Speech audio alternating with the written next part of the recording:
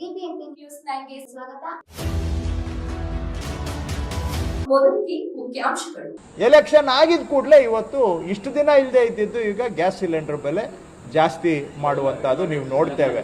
ಇದೆಲ್ಲ ಈ ರೀತಿಯಾಗಿ ಇವರ ಎಲ್ಲ ಈಗ ಸುಮಾರು ಕಡೆ ಸುಮಾರು ಹೋಟ್ಲುಗಳು ಮುಚ್ಚೋಗಿದ್ದಾವೆ. ಸುಮಾರು ಲಕ್ಷಾಂತರ ಆಟೋ ಡ್ರೈವರ್ಗಳು ಇವತ್ತು ಯಾರು ಸಿಲಿಂಡರ್ ಮೇಲೆ ಗ್ಯಾಸ್ ಆಟೋ ನಡೆಸ್ತಾ ಇದ್ರು ಅವರ ಆದಾಯ ದಿನದ ಆದಾಯ ಬಂದಾಗಿದೆ ಕೆಲವ್ರಿಗೆ. ಯಾಕೆಂದ್ರೆ ಅವರಿಗೆ ಡೈಲಿ ಅರ್ನಿಂಗ್ ಸಂಪಾದನೆ ಆದ್ರೇನೆ ಅವ್ರಿಗೆ ಅವತ್ತಿನ ಜೀವನ. ಅವರೆಲ್ಲ ದಿನದ ಆದಾಯದ ಮೇಲೆ ಜೀವನ ಮಾಡುವಂತವ್ರು, ಅವ್ರದ್ದು ಬಂದಾಗಿದೆ. ಹೋಟ್ಲಲ್ಲಿ ನಡೆಸೋರು ಕೂಡ ಎಷ್ಟೋ ಜನ ಆವತ್ತಿನ ಒಂದು ಚಿಕ್ಕದು ಇಡ್ಲಿ ಅಂಗಡಿ ಹಾಕೊಂಡಿದ್ರೆ ಆವತ್ತಿನ ಸಂಪಾದನೆ ಮೇಲೆ ಜೀವನ ನಡೆಸುವಂತವ್ರು ಇದ್ದಾರೆ. ಇವ್ರ ಬಗ್ಗೆ ಏನೂ ಸಹಾನುಭೂತಿ ಇಲ್ಲದೆ ಅವರ ಜೀವನ ಹಾಳಾಗ್ಲಿ ಅನ್ನೋ ರೀತಿಯಲ್ಲಿ ಈ ಕೇಂದ್ರ ಸರ್ಕಾರ ನಡ್ಕೊಳ್ತಾ ಇರೋದು ತಪ್ಪು. ಸಮಸ್ಯೆ ಇರಬಹುದು, ನಾನು ಅದನ್ನು ಕೂಡ ಏನು ಏಕಮುಖವಾಗಿ ಮಾತಾಡ್ಲಿಕ್ಕೆ ಹೋಗೋದಿಲ್ಲ. ಸರಬರಾಜು ಸಮಸ್ಯೆ ಇರ್ಬೋದು, ಮತ್ತೊಂದು ಇರ್ಬೋದು. ಆದರೆ ಬ್ಲ್ಯಾಕ್ ಮಾರ್ಕೆಟ್ ಅಲ್ಲಿ ಸಿಗ್ತಾ ಇದೆ. ಹೆಂಗ್ ಸಿಗ್ತಾ ಇದೆ?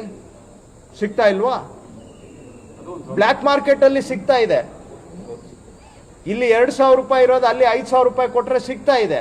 ಅದು ಹೆಂಗ್ ಅಲ್ಲಿಗೆ ಸರಬರಾಜು ಇದೆ ಅಂತ ಆಯ್ತು. ಯಾಕೆ ಬ್ಲ್ಯಾಕ್ ಮಾರ್ಕೆಟ್ಗೆ ಲೀಕ್ ಆಗ್ತಾ ಇದೆ?